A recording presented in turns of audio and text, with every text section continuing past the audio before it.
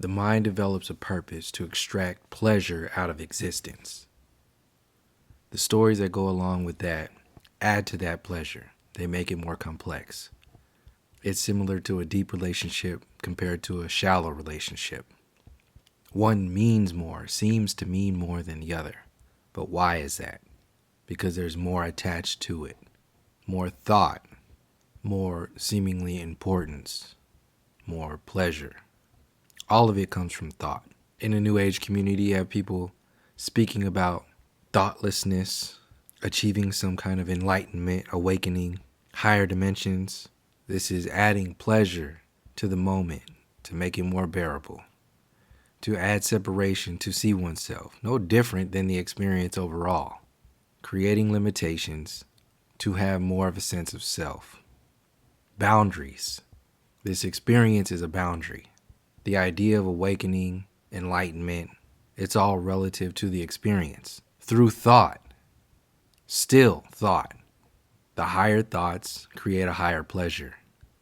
The higher connections create a higher pleasure. The illusion is to seek this pleasure without any pain. Permanent happiness. Seeking that permanent happiness in whatever form, whatever community gives you that, whatever individual gives you that, whatever experience gives you that. Still seeking a higher form through thought of a more complex pleasure. Creating more and more examples, more and more ideas, more and more beliefs as to what is beyond these limitations. The most interesting story creates the most dopamine, translates to the most pleasure. Are those who seemingly give up all pleasure truly enlightened, truly awakened? No. They're just achieving pleasure in the vacuum of pleasure. Climb to the top of the pleasure mountain or remove the idea of pleasure from your experience. It's the same thing. Gurus, New Age people, cult followings, supposed twin flames, tantra, tantric meditations, tantric this, tantric that. Diving into the extremes of pleasure or living in celibacy. It is akin to achieving a thoughtless state with thought. Constantly creating this separation, division, asking these questions of who am I, implying that there's another I, something, someone different than the one asking the question.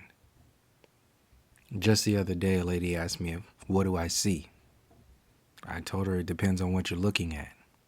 I really had nothing to say. I'm not concerned with what she wants to hear or what she wants to look at. I'm not concerned with what most people are looking at or what they think I should be looking at. There are things to look at. There are things to talk about. Those things aren't interesting to people. Those things aren't what people want to talk about. They want the story. The story is the pleasure. They want the fight, like a toxic relationship, only with yourself. They need to argue. They need to fight so they can make up. It's the glue that holds things together. We are held together by this toxic glue, claiming to have all these answers. For what? For who? Claiming to have the order in response to the chaos, when the constant seeking of this order is causing the chaos. The constant seeking for happiness is what's stealing your time and causing the unhappiness. Forever looking for something never allows you to be in that space to even experience anything. We have no relationship with time. We have no relationship with our surroundings, people. Reversed nature. No relationship with the sun, the moon, the elements, our history. This is the norm. They want you to play the game to validate their own perspective. So we turn to God. Why? When we don't even understand the relationship with time, the moment, how we perceive this reality, experience this reality.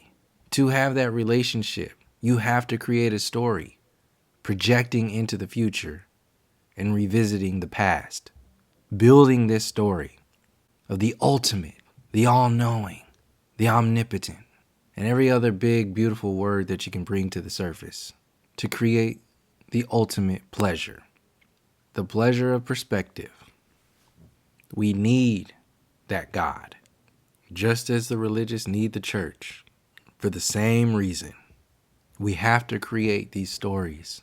We have to create these images to see ourselves, to feel happy about ourselves, constantly projecting, receiving, projecting, flicker rates on and off, a television, a flip book,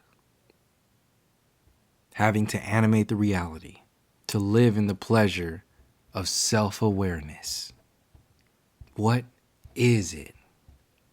Whatever you think it is can only be explained with words from thought. Those words spoken are automatically dead as soon as you speak them. How can you explain the living? It's too late. Even if you did, you wouldn't be able to. So we settle for the most interesting idea, the one that makes us feel the best about ourselves. Still, words, thought. How can you describe what you can't perceive through this mechanism of this experience? And once again, is it required? This purpose, this why, this what, this how. There are plenty of how, whats, and whys out there that can be directly addressed with proper thought. Those aren't interesting. So we keep looking, we keep generating more thought, more words.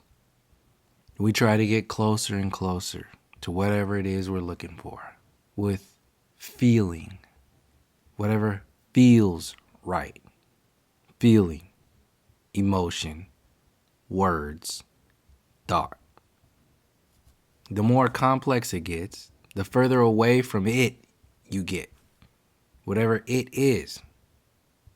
It's like flying higher in a plane. The higher you go, the further away the horizon is. It's not going to stop and say, oh, here, this is what you're looking for. This is not a place for that. This is a place of limitation. To experience this limitation. To learn from this limitation. Not to celebrate it. Not to dress it up. Not to attach a wonderful story to it and explain where it is that we're going and where it is that we came from. Our time here is a fraction of a blip.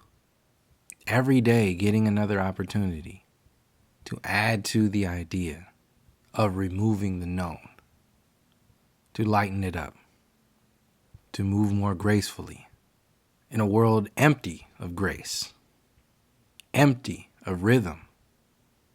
For what reason? Why does there need to be?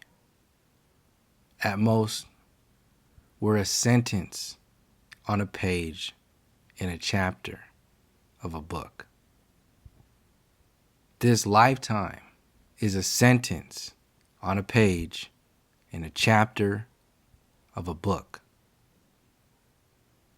Will that sentence in any way honor or even come close to explaining what that book is about? What even that chapter is about? Let alone what the page is about? Nowhere close. Nor is it required. Sentences are not books.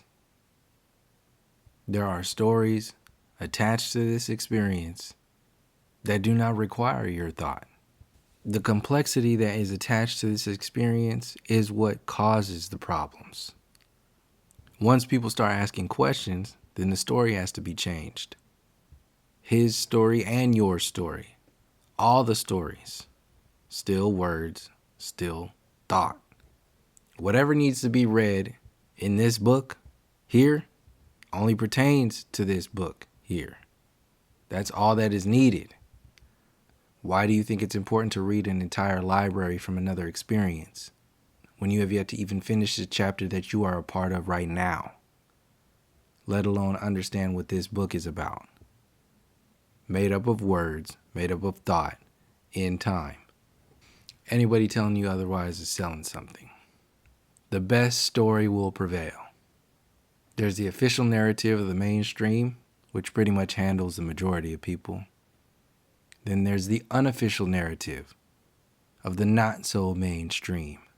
This will bring in the next story, the more complex story. As one chapter closes, one book closes, best believe the next one will open. And that's when the unofficial narrative becomes the official narrative. And just as you have official narrative pushers, you have unofficial narrative pushers. These are your Alex Joneses, your Billy Carsons, your conscious communities, your New Age communities, including obviously your mainstream communities, so on and so forth. Needing the most pleasurable story to get the most attention, to add to the complexities of who they think they are, with more words, with more thought, with more distractions, with more pleasure. Maximize all the pleasure, even with all this weather.